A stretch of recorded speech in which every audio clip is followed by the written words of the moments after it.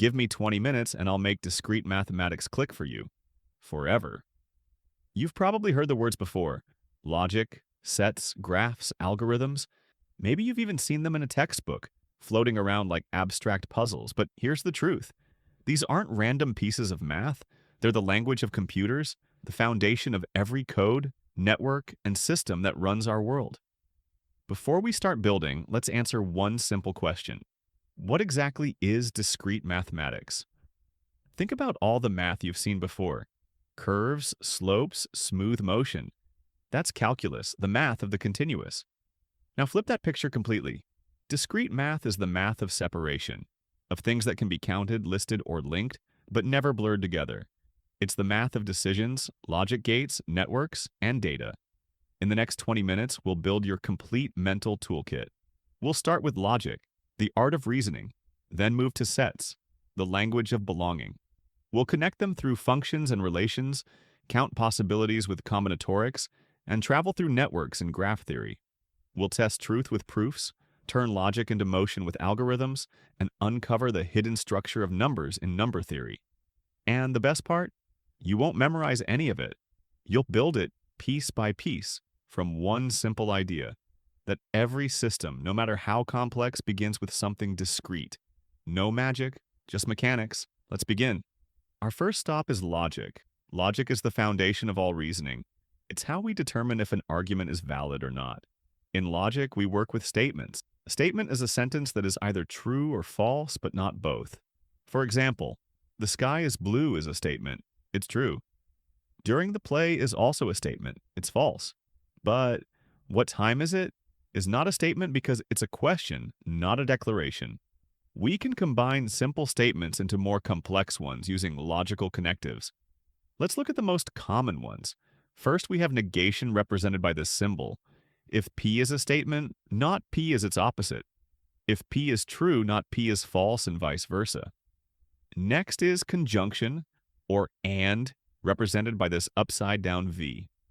The statement P and Q is only true if both P and Q are true. If either one is false, the whole statement is false. Then we have disjunction, or OR, represented by a regular V. The statement P or Q is true if at least one of P or Q is true. It's only false if both P and Q are false. Finally, we have implication, or if-then, represented by an arrow. The statement if P then Q is only false in one specific case, when P is true but Q is false.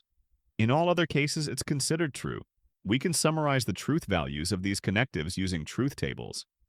A truth table lists all possible combinations of truth values for the simple statements and shows the resulting truth value for the complex statement. Here's the truth table for implication. Notice how the statement if P then Q is true when P is false regardless of Q. This can be a bit counterintuitive at first, but it's a standard rule in logic. So, to recap, we've learned that logic is about statements that are either true or false, and we can combine them using connectives like not, and, or, and if-then. Truth tables help us understand the truth value of these combinations. Our second topic is sets. A set is simply a collection of distinct objects. These objects are called elements or members of the set. We usually represent sets using curly braces. For example, the set of even numbers less than 10 would be written like this.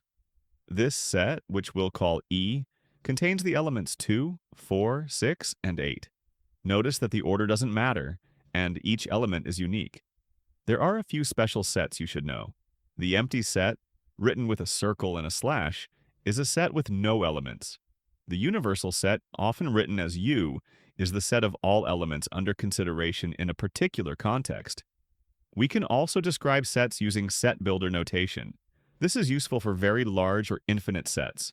For example, the set of all integers can be written as a set of all x such that x is an integer. Now let's talk about relationships between sets. A set A is a subset of a set B if every element in A is also an element in B. We write this as A is a subset of B. For example, the set 1, 2 is a subset of 1, 2, 3. Every set is a subset of itself, and the empty set is a subset of every set. We can also perform operations on sets to create new sets. These are very similar to the logical connectives we just saw. The union of two sets A and B, written A union B, is the set of all elements that are in A or in B or in both. The intersection A intersection B is the set of elements that are in both A and B. And the complement of A, written A bar, is the set of all elements in the universal set that are not in A. A great way to visualize these operations is with Venn diagrams. A Venn diagram uses circles to represent sets and their relationships. Here, the shaded area represents the union of A and B. It includes everything in both circles. The intersection would be just the overlapping part. Venn diagrams are a powerful tool for understanding set theory. To summarize, sets are collections of distinct objects. We can describe them, find subsets, and combine them using union, intersection, and complement, which can be visualized with Venn diagrams. Next up, we have functions and relations. These concepts describe how elements from one set are connected to elements in another. Let's start with relations. A relation is simply a set of ordered pairs. An ordered pair is a pair of elements, say open parenthesis, A comma B close parenthesis, where the order matters. For example, if set A is 1, 2, 3, and set B is x, y, the relation R could be the set of pairs 1x, 2y, 3x. This relation connects 1 to x, 2 to y, and 3 to x. A function is a special type of relation. For a relation to be a function, it must satisfy two conditions. First, every element in the first set, called the domain, must be paired with an element in the second set, called the codomain. Second, no element in the domain can be paired with more than one element in the codomain. In other words, each input has exactly one output. Let's look at our previous example. Is the relation R equals open parenthesis 1 comma x close parenthesis, open parenthesis 2 comma y close parenthesis, open parenthesis 3 comma x close parenthesis, a function from A to B? Yes, it is. Every element in the domain A, which is 1, 2, and 3, is paired, and each element is paired with only one element in B. For instance, 1 is only paired with x, not with y. Now let's consider another relation. S equals 1, x, 1, y, 2, y. Is this a function? Number. The element 1 in the domain is paired with two different elements in the codomain, x and y. This violates the second condition for a function. So, to recap, a relation is any set of ordered pairs. A function is a special type of relation where every input has exactly one output. This concept of a unique output for every input is fundamental in all of mathematics and computer science.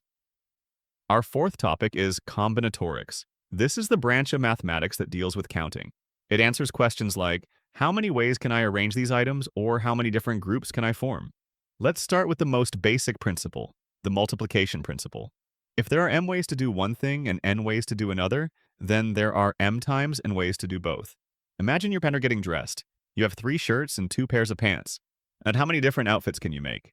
Using the multiplication principle, you multiply the number of choices for shirts by the number of choices for pants. 3 times 2 equals 6. You have 6 possible outfits. Now, let's talk about permutations. A permutation is an arrangement of objects in a specific order. The order matters. Let's say you have 3 books, A, B, and C. How many different ways can you arrange them on a shelf? For the first spot, you have 3 choices. For the second, you have 2 choices left. For the third, you have only 1 choice. So the total number of arrangements is 3 times 2 times 1, which is 6. This product, 3 times 2 times 1, is 6. 2 times 1 is called 3 factorial, written as 3 factorial. In general, the number of permutations of n objects is n factorial. The formula for permutations of n objects taken r at a time is n factorial n minus r factorial. This is used when you're arranging a subset of your objects. What if the order doesn't matter? That's where combinations come in. A combination is a selection of objects where the order does not matter. Let's say you have 3 books, A, B, and C, and you want to choose 2 of them to take with you. The combination AB is the same as BA. The order doesn't change the group. The formula for combinations is the permutation formula divided by r factorial, which accounts for the overcounting caused by different orderings. So, to recap, combinatorics is about counting. The multiplication principle helps us count sequential choices. Permutations are for arrangements where order matters, and combinations are for selections where order does not matter. Our fifth major topic is graph theory. Graph theory is the study of graphs, which are mathematical structures used to model pairwise relations between objects. A graph consists of 2 things, a set of vertices or nodes, and a set of edges or links that connect pairs of vertices. Imagine a social network. Each person is a vertex, and an edge exists between 2 people if they are friends. This is a perfect example of a graph. The vertices are the people and the edges are the friendships. Graphs can be directed or undirected. In an undirected graph, the edges have no direction. If A is connected to B, then B is connected to A. In a directed graph or digraph, the edges have arrows, meaning the connection only goes one way. A friendship graph is undirected. If you're friends with someone, they're friends with you. A Twitter follower graph is directed. You can follow someone without them following you back. There are many important concepts in graph theory. A path is a sequence of vertices connected by edges. A cycle is a path that starts and ends at the same vertex. A graph is connected if there is a path between every pair of vertices. A tree is a special type of graph that is connected and has no cycles. Trees are very important in computer science for organizing data. Graph theory is used to solve a huge variety of problems. Think about Google Maps finding the shortest route between two places. That's a graph problem. The internet itself is a massive graph. To recap, graph theory models relationships between objects using vertices and edges. Graphs can be directed or undirected, and concepts like paths, cycles, and trees are fundamental to understanding their structure. It's a powerful tool for modeling and solving real-world problems. Now that we've covered some of the main areas of discrete math, let's talk about how we prove things. This brings us to our sixth topic, proofs. In mathematics, we don't just guess, we prove.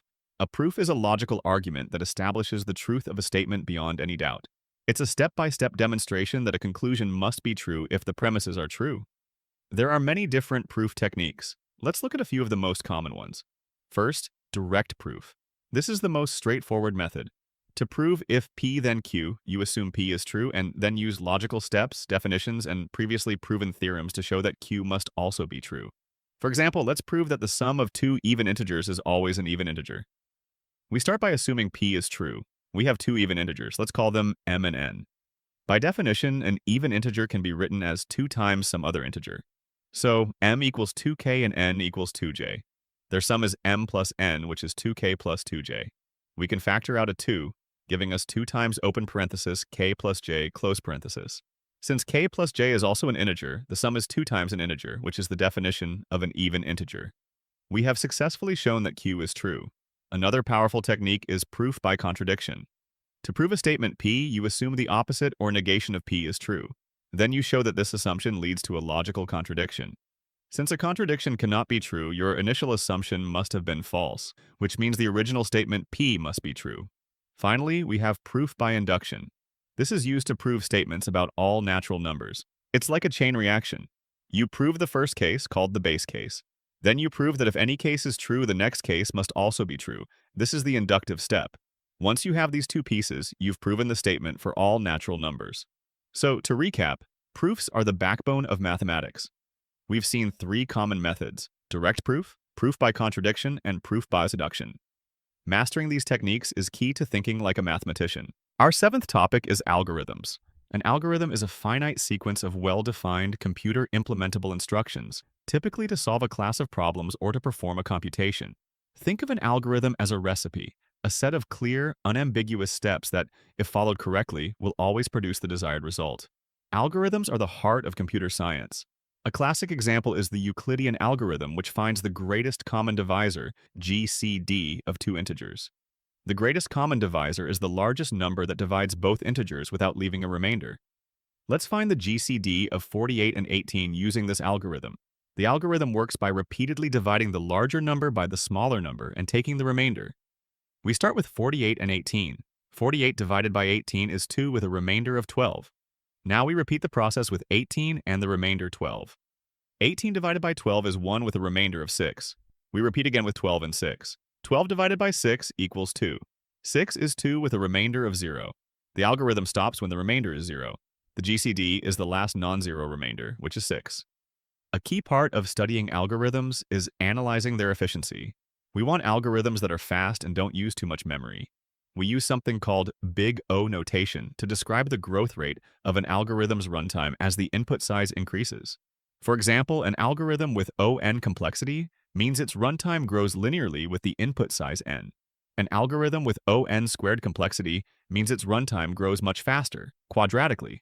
Understanding big O notation helps us compare algorithms and choose the best one for a given task. So, to recap, algorithms are precise step-by-step procedures for solving problems. We can analyze their efficiency using tools like Big O notation to understand how they perform as the input size grows. Our final topic is number theory. This is the study of integers and their properties. It's one of the oldest and most beautiful branches of mathematics, and it has surprising applications in the modern world. We've already seen one concept from number theory, the greatest common divisor. Another fundamental concept is modular arithmetic. Modular arithmetic is often called clock arithmetic.